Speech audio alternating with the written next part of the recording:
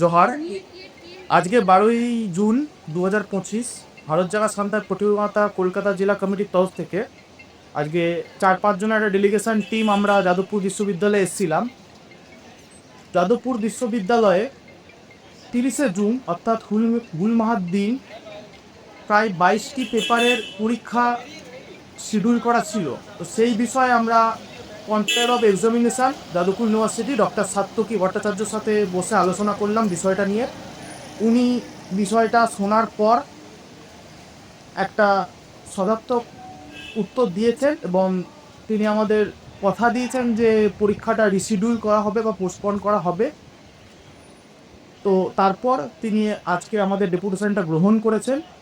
তো আমরা আশাবাদী যে খুবই তাড়াতাড়ি হয়তো 1 সপ্তাহের মধ্যে আমরা রিশিডিউলের নোটিশটা পেয়ে যাব এবং 30শে জুন যেটা হুল দিবস বলে আমরা পালন করি, ওটা পশ্চিমবঙ্গ তথা সমস্ত ইউনিভার্সিটি এই দিবসটিকে বিপ্লব দিবস বা রেভলিউশন ডে বা হুল মাহা হিসাবে পালন করে। ধন্যবাদ।